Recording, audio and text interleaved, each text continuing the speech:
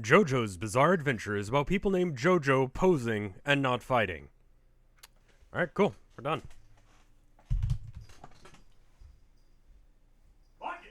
Hey, thank you all for watching. Let me know how I did, and also, let me know if you have any ideas for any future episodes. I'm always looking for new stuff. Okay, well, I honestly know a little bit more about Jojo, but that's honestly not a bad description. Jojo's Bizarre Adventure is a series that follows the Joestar family, who name all their family members with chronic main character face some variant of the name Joe. Each season follows one specific family member as they go on a crazy adventure, which allows the series to continue to be called Jojo's Bizarre Adventure. I tried to watch Stardust Crusaders because that's apparently where it gets good, but apparently you have to watch all the other 16 seasons or whatever that no one cares about just for context. Fuck that, I'm just gonna watch the good one. So what I'm saying is that most of this video is going to be what I gather from half paying attention to Stardust Crusaders. One other thing I should mention before I get into the meat of this is that other characters in the series that are deemed important are given the names of mostly 80s bands. For example, Oingo and Boingo are named after Danny Elfman's band. Anyway, Jojo shows up with his friend I'm gonna go with Metallica to figure out why his grandson is such a piece of shit. Turns out that Jojo has been in prison for being an asshole and doesn't feel like stopping and refuses to leave his jail cell even when he's told that he's free to go. Metallica goes and tells him that it's not a ghost that's haunting him, it's actually a thing called a stand. Stands are basically a spirit that help you do things. Metallica stands a Blaziken and he uses it to piss off his friend's grandson who just found out that his stand is a buff purple guy. Jojo eventually goes with Metallica who takes him home. And by the way, Jojo is 17 but fucking ripped.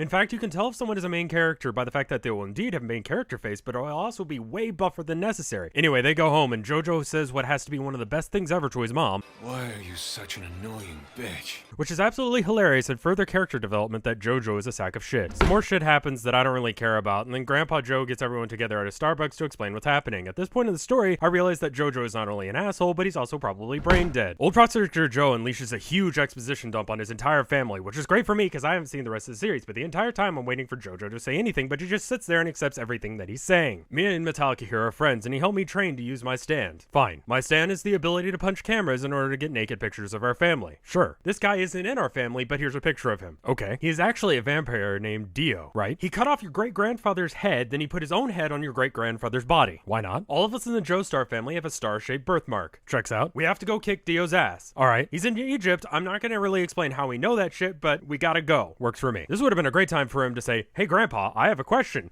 Why are you such an annoying bitch? But no, he's just like, alright, whatever, I gotta go to school now. And then he just goes to school, and apparently all it takes to be popular with girls in this universe is to be a 30-year-old, 17-year-old. But he doesn't have time in his busy angst schedule to have a girl. Instead, he's gotta hang out with this buff purple dude. Some rose dude detects him at school, and it turns out that he's just possessed or something. And then Jojo's mom gets possessed or whatever by Dio, but he's still in Egypt. But then it's at this point that Jojo finally decides that it might be worth getting on with the plot. Metallica gives Jojo a random tarot card and explains that this is how they name stands, which seems really suspicious to me because I know that Dio's stand is called the World. So now we know a few things about Metallica. He helped train Gramps to take naked pictures of his own family. He helped name the main villain's attacks, so they were buddy-buddy at some point, and lastly he wants to train the main protagonist. And again, Jojo is completely unquestioning of any of this. They hop on a plane and I officially check out. This is probably where it gets good, but I just honestly couldn't give a fuck. They get to Egypt and then they meet French Guile. I have no idea what his stand is, but I know he has one. He also looks a toilet seat, and I assume there is context for this, but I don't care. French Guile has a dog whose name is Iggy, and holy fuck, oh, that face, Jesus!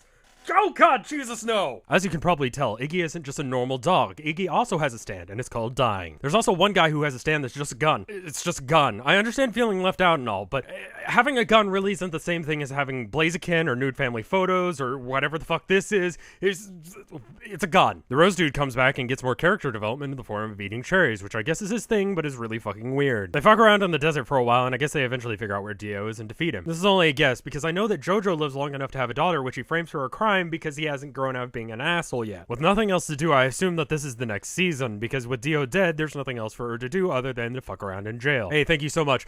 I want to know how close I got, so as always, let me know what I got right, let me know what I got wrong, and let me know what you think I should do next. As always, leave it in the comments of this video, and thank you so much for watching.